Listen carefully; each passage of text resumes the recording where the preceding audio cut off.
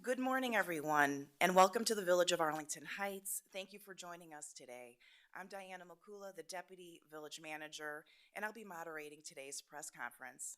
The purpose of today's press conference is an effort and call to action to support legislation that will allow projects like the one proposed by the Chicago Bears to occur in Illinois. Today, you will hear from various speakers regarding this effort. We'll start with brief remarks from our speakers, followed by a question and answer session. So thank you again, and to begin, I'd like to invite Mayor Jim Tenaglia for opening remarks. Thank you, Diana, and thank you to everyone for being here from the media. This is a meaningful day at so many different levels, and I feel blessed to just be here to share it with you.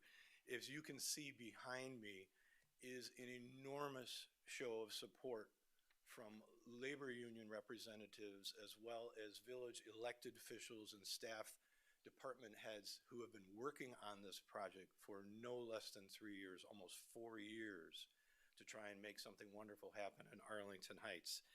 I have a statement that I want to read to you, and as Diana said, we'll have some other remarks, but then answer questions from anyone in the audience as well. So we're here today to talk about what we as a state need to do to ensure that major private developments like the one proposed in Arlington Heights by the Chicago Bears can occur. I'd like to acknowledge some of our special guests. Behind me and to my side is Senator Mark Walker, Illinois State Representative Nicole Grassi, Superintendents Scott Rowe, Lori Hines, and Judith Campbell. Those are from the school districts 214, 211, and 15. Those are the school districts that are impacted by this project. Heather Larson, who is the Executive Director of Meet Chicago Northwest, my entire Arlington Heights Village Board of Trustees, the senior village staff members, which meaning fire department, police department, engineering, public works, so on and so on. We all want to also acknowledge our partnership with the Illinois EDC, who is also here today. Behind them, if you haven't noticed, is a massive number of representatives from the union leaders in Illinois. Some of them are from the IUOE Local 150, Local 399, Carpenters, IBEW 134, and IATSE Local 2, not to mention all the others as well. Please recognize that these folks are here because they care. We're all here together because we're all troubled by the potential of losing the Chicago Bears' proposed new development and other major investments like it due to the inadequacy of Illinois law. It's an important word to use today. It's just about inadequacy. What the Chicago Bears are proposing would be the largest private invested development in the history of our state. Their proposed privately funded NFL statement, ready to host major events such as a Super Bowl, Final Four tournaments, would be accompanied by a large mixed-use sports and entertainment district. This development is proposed or projected to generate $10.9 billion in one-time economic activity, 1,800 new permanent jobs, and $2 billion in new tax revenue for local, county, and state governments over the next 40 years. The Chicago Bears Football Club is ready to commit billions of their own money to make this happen.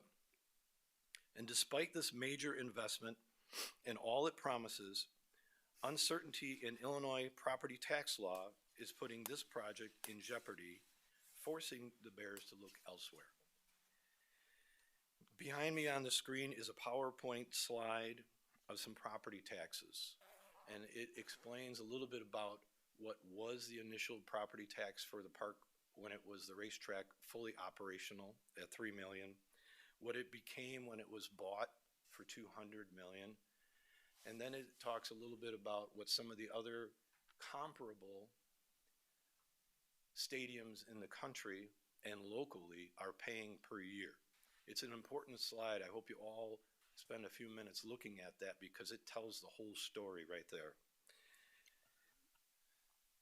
Because of this information that you're seeing right now, this is why we need to pass a mega projects bill immediately in the legislative term. It was hoped that that would be passed last year in May and again in October. It failed to get that done, but we're hopeful that with a little help from all of us in this room, it can happen this spring. Without such a law, the Bears' property taxes on a new privately owned stadium could be as much as $100 to $200 million a year. The highest bill for any other football stadium in the country is the brand new stadium in Los Angeles, or just outside of Los Angeles, called SoFi. And as you can see on the chart up there, it's only 8.8 million per year. Nobody, and I'm going to repeat, nobody, whether you're a private entrepreneur or a giant, corporation, no one would find a way to fund a private investment with that kind of a property tax liability. We can't fumble this opportunity. So I want to make a couple of really important points clear here today. Number one, this is something I hope that everybody talks about coming up here. The Chicago Bears are not capitalized, not asking for taxpayer money to build their stadium in Arlington Heights. It's a big, important piece of this puzzle. I hear about it every day. Well, the Bears don't want to come here because they're not getting enough money from the government to build their stadium. Could not be further from the truth. The Bears have not asked anybody for money to build their stadium. There is nothing in the bill that we're talking about that would involve the transfer of public funds for a new stadium. Neither the Village of Arlington Heights nor the state of Illinois have ever offered that. Public money will be needed for infrastructure around the site, no matter who develops it and whatever it becomes. These are natural, common practices that happen for every development. And Governor Pritzker is aware of that. If you haven't watched recently, he is aware of that, and he acknowledges that, which is wonderful. That's an important piece of this puzzle. We appreciate that. That's an ask that Arlington Heights will make when that's figured out as to what those numbers are. Right now, it's about the mega projects bill. The proposed mega projects bill is not a Bears bill. Let's make sure that everyone understands that as well. This is not a Bears bill.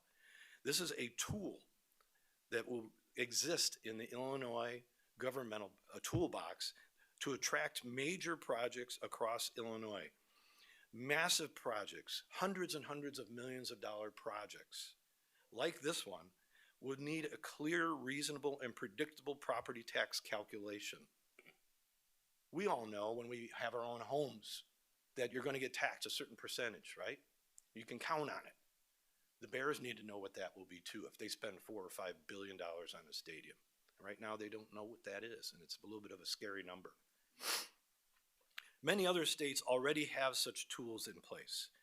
This bill in Illinois would require, and I repeat, require developers such as the Bears to work directly with affected taxing bodies, including schools, and set long-term taxing structures that help all parties and ensure that the local services are funded. The state would need this type of legislation for any robust redevelopment of Arlington Park or anywhere else in the state, no matter who was doing it. So at this point, there is no other viable location for an NFL stadium centered entertainment district in Illinois other than Arlington Heights. And it cannot move forward without a mega projects bill from Springfield. We must stand together, not as Arlington Heights residents, not as Chicago residents. We're all Illinoisans today. This is about keeping the Bears in Illinois and giving them the tools to do so. We must stand together as Illinoisans to prevent our state from being out of the NFL business altogether. We all must take this very seriously. I said it in the newspaper with a report that we did a few weeks ago. Yes, I take Indiana very seriously, and everyone should. Everyone in the room would agree, I'm sure, that the Chicago Bears should not get special treatment just because they're the Bears. But they shouldn't have it held against them either. They should be treated the same as any other entity making such a massive investment in our community that provides jobs, revenue, and economic activity that this project can provide. A property tax bill of 12 to 25 times higher than their closest peer is not fair and will cost us the largest private development project in the state history if we don't act now. I think we can all agree that it just needs to be fair. The Bears are looking for something fair. They don't want a handout. We are in a clutch situation like a certain quarterback right now, and what we do will matter and determine what comes next for Illinois. We urge the Illinois General Assembly to pass the mega projects bill this legislative session. It's a common sense approach that brings stability, transparency, and long-term benefits for the residents, all taxpayers, municipalities, and developers alike. The only issue at hand right now, the only issue is the mega projects bill needs to get done before the Chicago Bears to commit to another state. And this bill is what is needed to make that project work at Arlington Park. So at this point, I want to thank everyone and introduce to you our Senator Mark Walker and Representative Nicole Grassi to share their personal perspectives as well.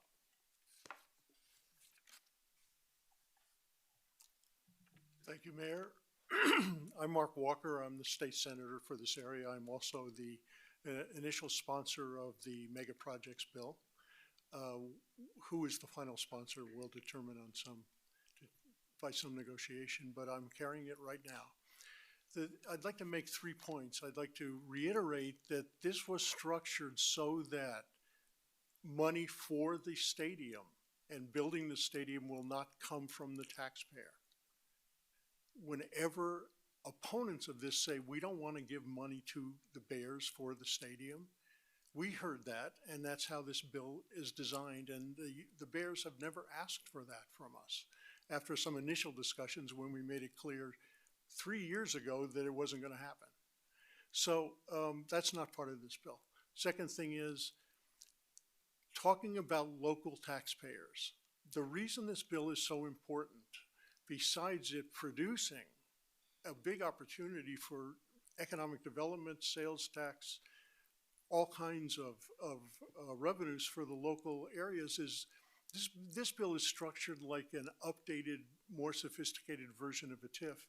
And the thing that makes it special is that the taxing bodies themselves have a hand in developing the plan and signing off on it and negotiating it. It is run by a board that includes the taxing bodies themselves based on how much they're impacted. So the people most impacted by any decision on property taxes, and in this case out here is mostly the school districts, will be the ones that have the most power in determining their future commitments and their future revenues.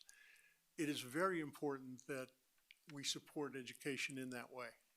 Finally, it looks like in Indiana that the governor has come forward very strongly in kind of a political way and a PR way, and has made this a key part of his presentation to his legislature. In fact, he is not especially popular right now in Indiana, but that doesn't mean he wouldn't win.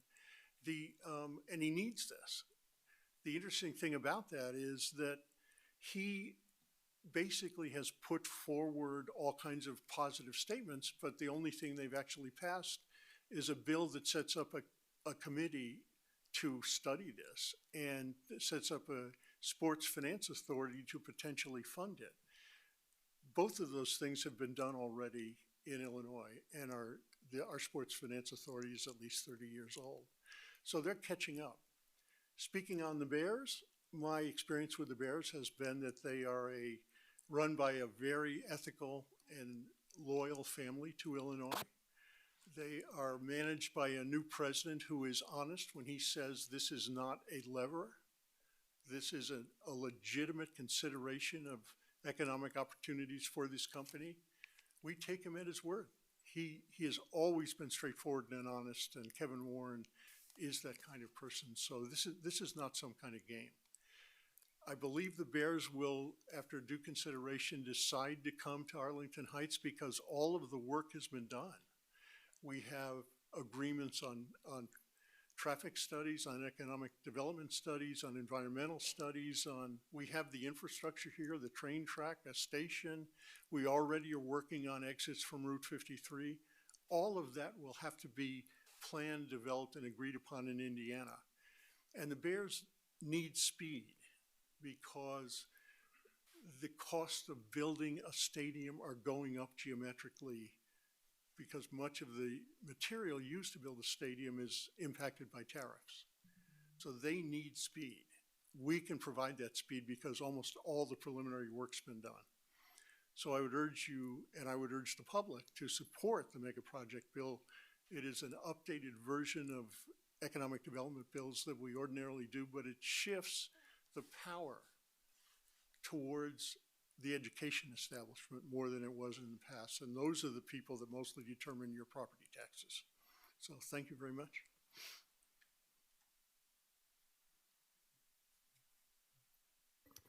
Hello, my name is Nicole Grassi. I'm the state representative with the 53rd district in this area, and I'm grateful to be here. I wanted to speak, as a representative, I am tasked with really taking a look at what best benefits those people I represent in my district, but also what best benefits all in our entire state.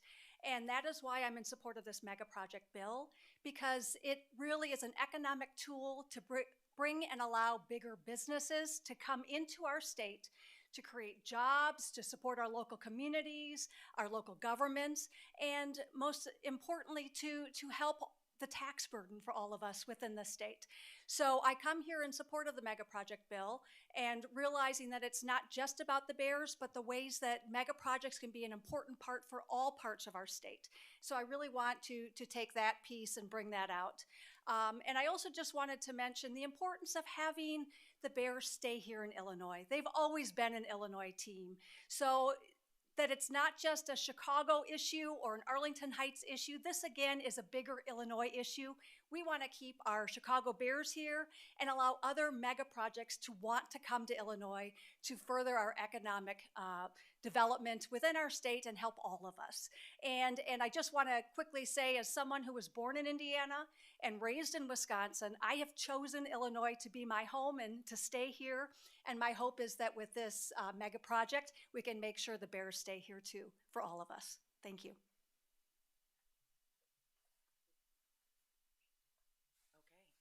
Thank you very much to our speakers and Representative Grassi and Walker. So unless anybody else has some comments that they would like to share this morning, we're going to open it up to a 20-minute question and answer session. So please, we invite you to state your questions. Please provide your name and your outlet. Please keep your questions brief, and we'll move through all of you for about 20 minutes. So thank you so much.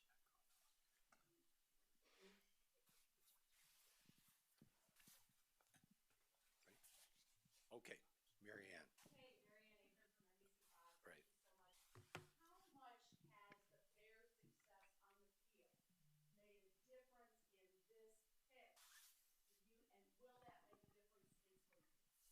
Right. I can honestly tell you is making zero difference on this. We've been working on this, how many years now, Rick? Has it been 4? 4 years. Every week, every month, it has been a process from the very beginning. It's all started in this boardroom back then. It's wonderful that the Bears are doing as well as they are. We're all big fans, but it really is a separate note altogether.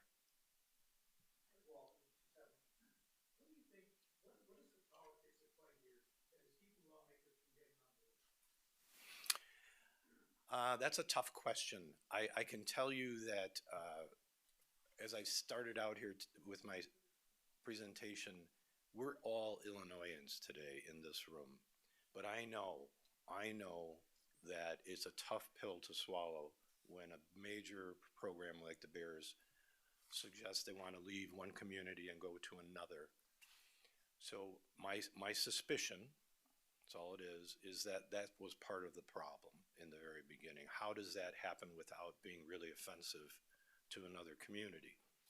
And right now, it's time to stop arm wrestling over this.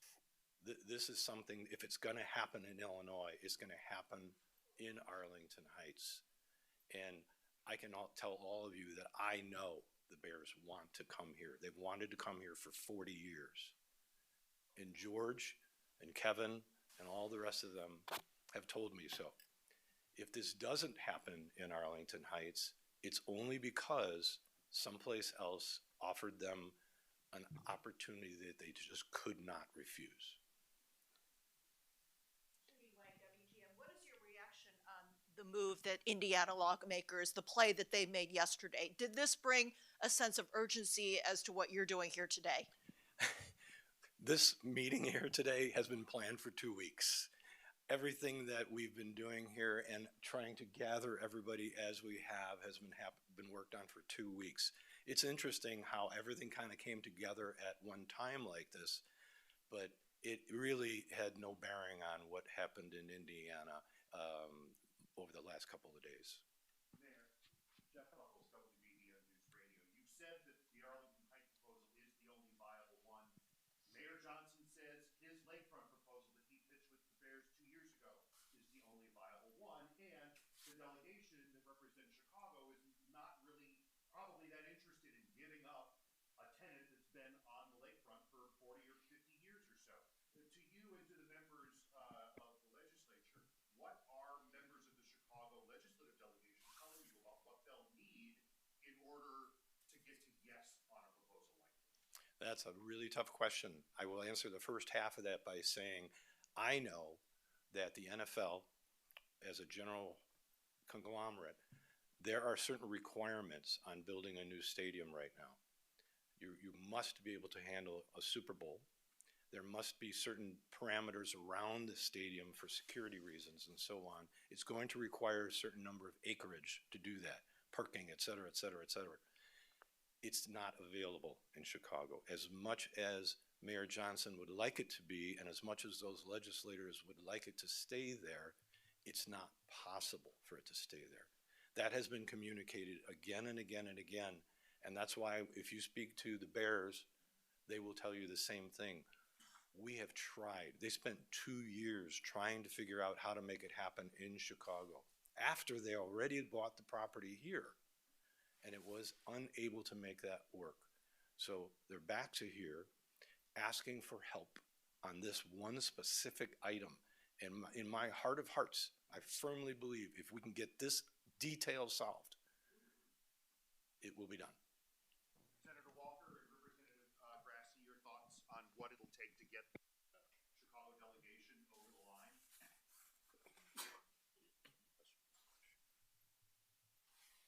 I think you bring up a great question, and that is the elephant in the room.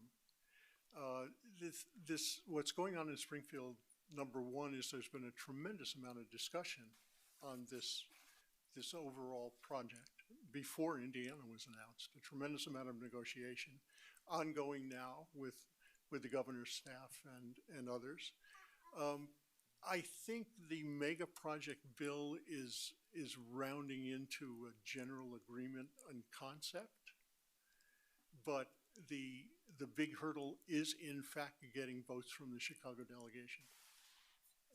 They feel, and I can't speak for them, my guess is, I think they feel badly done. They feel that they invested in the team with their own money, not the Bears' money, and borrowed money to redo the stadium, and it's less than 25 years old. And on the other hand, the Bears honestly believe as a corporation they must get a bigger stadium. They must own it, not rent it. And it drastically impacts their value as a franchise. So I can't speak for the Chicago people. I would say my impression among the people I do talk to is that they're coming along to believing it's probably inevitable that the Bears will move. But okay, given that, what do we get? And I can't answer that question. I would offer that, I think the conversations have been happening, but they need to be happening more intensely now. I want to also say that it seems that the picture now is having to look at the bigger view of this all. Not only do we as an entire state want the Bears to stay here, but the ways that this mega project will benefit the entire state. It's not just a Bears bill, it is a mega project bill that will help and be an economic tool for all of our state. And that is what I think we need to really focus on and have those conversations around and really see what we can unify together on. And part of that is being a Bears fan wherever their stadium is, we're still Bears fans. So that's what I think matters too. Hi, Mayor. Oh, I want to follow up with one thing really quick. Look at these folks standing behind me. Try to say no to all of them. Try to tell me that Indiana is a better option. These folks are here, hard-working people wanting to do good work in Illinois, and all we're asking for is an opportunity to make that happen. Go ahead. hi, Sabrina Franza from CBS News Chicago. What does Indiana have at this point that Illinois does not? Nothing. I'd say that flip it, of course. But the reality is Indiana is, I'm a business owner, okay? I own my own business here in town for 34 years. And I will tell you this, if someone offered me a deal that I couldn't refuse, pay for this, pay for that, build me this, build me that, it's really hard to say no, really hard. I don't want to get to that point. I want this solved so that Illinois wins, these folks win, we all win. And we know that the Bears has been surveying some of their season ticket holders as to where they think the team should move. Yes. Your message to those season ticket holders? Well, I would say be honest and tell them that, you know, how you feel about taking a train to Arlington Heights and not having to find a parking stall, or enjoying everything that's good about the northwest suburbs, or having to find your way down to northwest Indiana. Those are two pretty opposite choices. Mayor, it's Danny Ecker from Cranes. I'm not sure. We've heard a little bit from the Chicago delegation that they're seeking some specifics about, well, what would the bill be? What would this negotiated bill be? Can you give us a sense? Obviously, you look at the numbers you showed up from other stadiums. I know that's a complicated thing. It involves multiple taxing districts. Is there anything you guys, you or anyone else here, was able to commit to at this point to offer some specifics on, here's where we think a legitimate tax bill might be after negotiation, because maybe that will answer this question of perhaps in the mind of those who think, well, it is a break. It is a break. You know, they might say, well, how much of a break? What can you guys say in terms of specifics on that front? I would never use that word as a break. It's not a break. This is an opportunity for these folks and others like them to sit at a table before anything is done, before anything's agreed upon, and calculate the numbers for the next 40 years. If I spend $2 billion, the tax bill will be this. If I spend $4 billion, it will be this. These are opportunities to sit down and navigate those waters and negotiate ahead of time. I'll give you, like I said, if you built a house for your family for $4 million, you know you can expect a tax bill of 2.5%, and that's going to be 25 times 4. It's going to be $100,000 a year in property taxes, right? If I spend $4 billion, what will my tax bill be? And that's what they need to get their arms around. Does it have to be $100 million or $200 million when we're not generating certain needs off of the services in the community? That's what these folks can do. They can sit at that table and make those arguments and get it done. As just a quick follow, I mean, is it fair to assume that the numbers we saw, SoFi, something like that, that's the ballpark you're envisioning for? I know it's not a commitment you can make yourself. No, but if I were, able to wave a magic wand, I would say yes, something in that ballpark. Single digits would be something that would make sense to me. But it probably won't be. It'll probably be something more than that. I just hope they can come to an agreement that is tolerable for everyone. Yes. One last, can you though walk us through 100 million to 200? I mean, how does that happen? Yeah, that okay. seems Think about really this. I'll give you the quick math. Again, a $1 million home gets taxed. You can estimate about 2.5%, right? So 2.5% of $1 million, you're going to get a tax bill of $25,000 per year, and that's something you're not going to be able to argue about or debate about. in Cook County. If you start with $4 billion and you do the residential calculation, not commercial calculation, and it's 2.5%, that's $100 million right there. If they spend $5 billion, it's more. And then if they use the commercial tax code, which is, I believe, 7.5%, take 7.5% of $4 billion. We're in the hundreds of millions per year. So these are numbers that are not marketable. They could never finance a project like that. And then if anything were to happen, they could never sell it. There's no buyer for that. So the number has to be tolerable. Just like you would not design your own home or your own office building knowing that your tax bill is going to be out of control. You'll back off and either cancel the project or redesign something smaller. They don't have a choice to redesign something smaller, but they could leave the state. That's what we're really trying to avoid. Maybe I'm naive and it's not my forte of taxes, but wouldn't a business get a break anyway? I mean, you're talking about residential property. We're talking No, about businesses are taxed 2.5 times of what residentials are. So my little office building in town here is 2.5 times what I paid for my house in town. The commercial entities, every commercial property carries the lion's share of property taxes so that the residents can have a little bit of a break. And I'll say this, one other thing.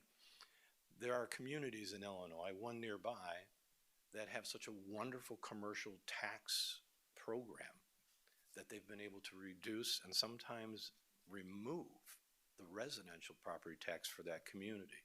Wouldn't that be wonderful?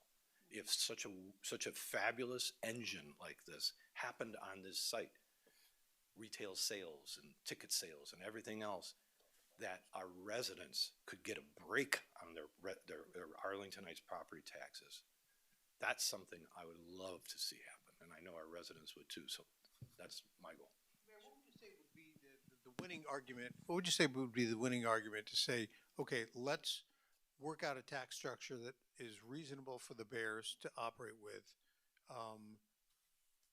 when others might say, you know, look, we need the money for the schools, we want the money for the schools, or if there's pressure to bring in that money, what's the winning argument to say it will be worth it in the bigger picture to bring in less property tax revenue from a stadium because? Mark, go ahead. Let me, a great question, because that's the question in the public's mind. The key to this bill is, and I want to say it again, it allows the local taxing bodies, based upon how much they would be impacted, to have the power to set the rate rather than the assessor and the board of review. So the school districts get significant amount of power here to set what that rate is, and we've all agreed that they will negotiate fairly that, and it's only a win for them. It's only significantly more money than they would get if there were no project. So, and the power has shifted. There's an example of this already in play, and it happened 2 years ago. It's called an MOU, Memorandum of Understanding, that these folks, the Bears, Arlingtonites, all signed. It's a document that says, here's what we agree to while it's an empty space and so on. And instead of having a tax bill that was going to be $16 million a year, as you saw on that slide before, can we put that back up, the slide? It brought it back down to $3 million a year, or 3.6, which is what the track was paying when it was an operating functional facility.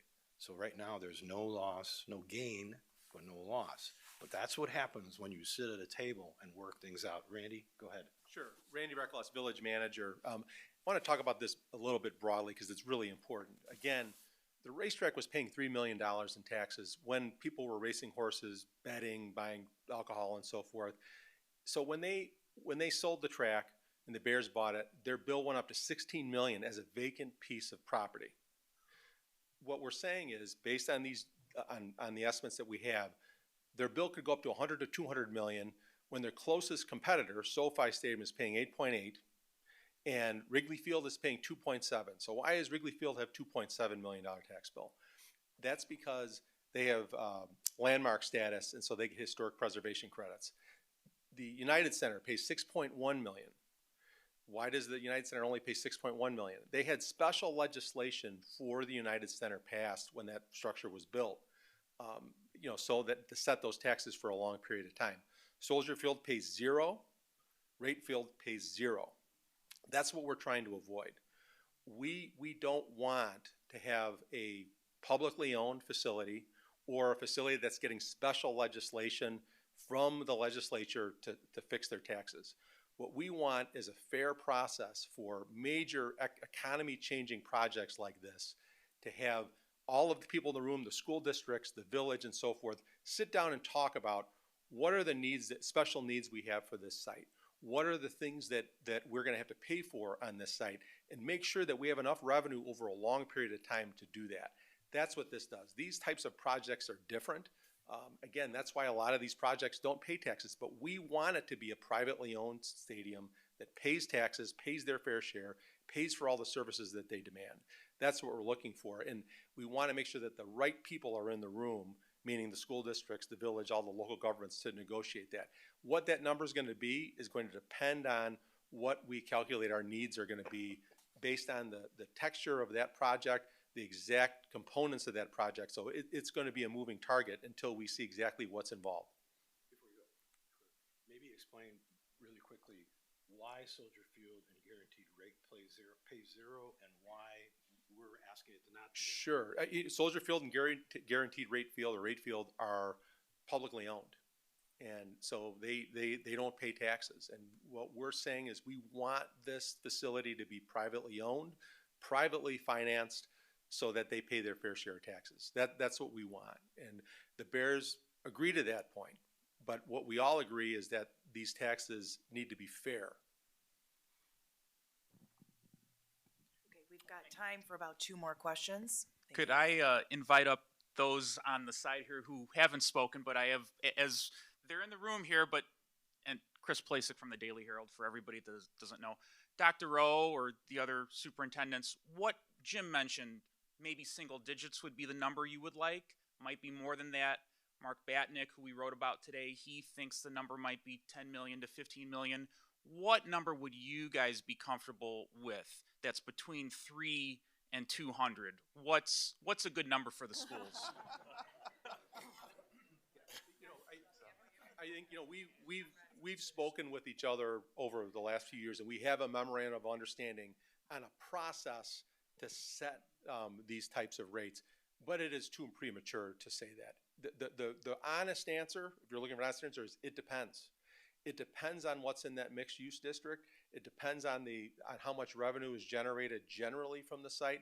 Those are the factors that we have to look at, and we work very hard with the school districts to come up with a framework where we're all confident that we can come up with a number that's fair for everybody. And I don't know if anyone has anything else to share. Hi, I'm Lori Hines. I'm the superintendent in District 15, it's the elementary district, and the parcel is in my district entirely. 326 acres are in elementary district 15. 4 years ago when we started this conversation, we set out to ensure 2 things: that our school districts were made whole and didn't suffer as a result of this once-in-a-lifetime opportunity that the Chicago Bears, which I am a lifetime Bears fan, would bring to our district and the neighboring high school districts 211 and 214. Our memo of understanding, in which we worked for 2 years on, makes sure 2 things are true. We are made whole from a student perspective. That means any students that are generated from the mixed use portion, not the stadium, potentially the other 200 acres. There could be homes there. How many children are going to come to our districts? We need a per pupil expenditure assurance that we don't have to pay for kids that development generated and there are no tax dollars attached to them or student impact fees attached to them. The other component has to do with capital expenditures. If we need to build additions on our schools, which I likely would, and as would 211 and 214, we're going to need some help with capital expenditures. If I have to build a new building, build an addition, so the MOU protects us there as well. We do not have a number. We are not the Cook County Assessor's Office. We are not setting tax rates. We do not have that authority.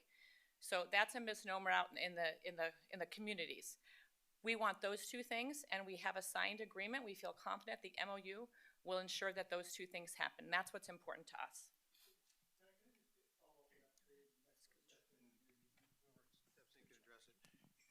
Wouldn't it be easier to sell this whole idea to lawmakers, particularly the Chicago delegation, if they had some ballpark numbers that they could look at, that they could chew on and decide whether it's, something that they could deal with?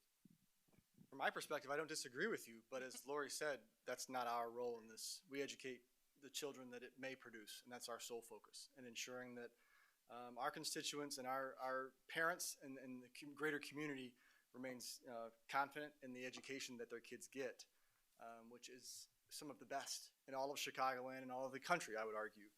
And because of that, we want to be sure that we can continue to maintain that high level of academics that we can produce with the per pupil expenditures to ensure we have all of the teachers that we need. If we need to expand classrooms or shift how our schools function, that there are dollars that accompany those new kids if students are generated. That's been our sole focus from the get-go.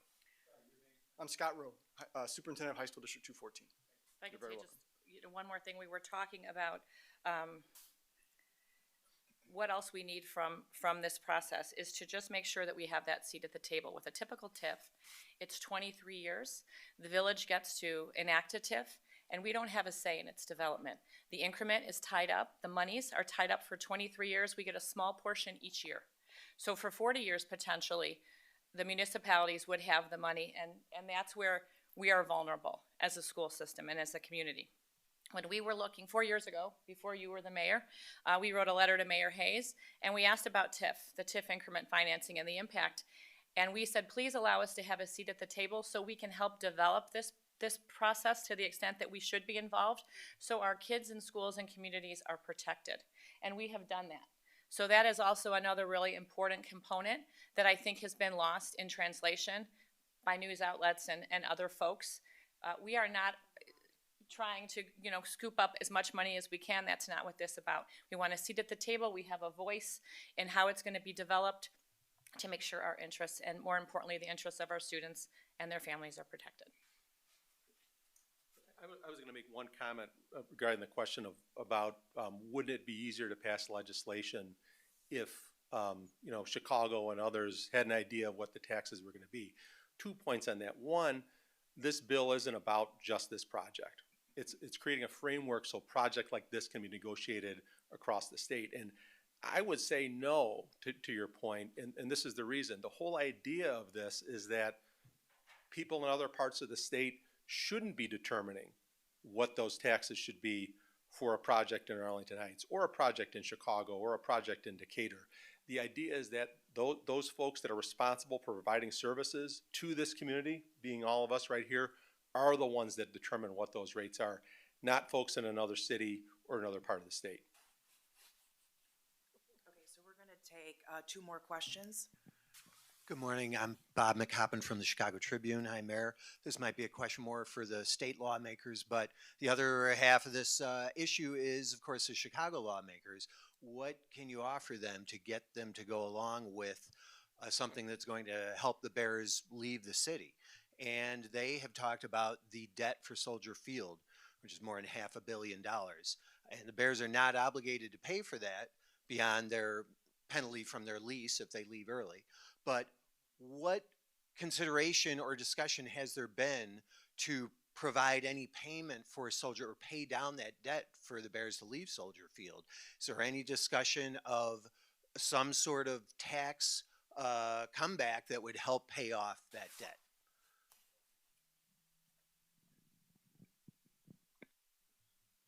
It's a very on-point question. There have been plenty of discussions. There have been plenty of ideas tossed around. There have been no commitments made. And that is not going to be part of this bill, but it might be required to get votes for this bill. Okay, one final question. But it comes down to what's in it for them. So what is in it for the Chicago delegation? Why should they care about the Arlington Heights property taxes? I was joking about this with some friends the other day. I have 2 young boys wrestling in the family room over who gets to have the bowl of ice cream. And they're fighting and fighting and fighting. And eventually mom says, you know, guys both go to bed, no one gets the ice cream. The Bears are the ice cream right now. We can't argue amongst ourselves between one community versus another community. That's why I started this off today, is we're all in Illinois together.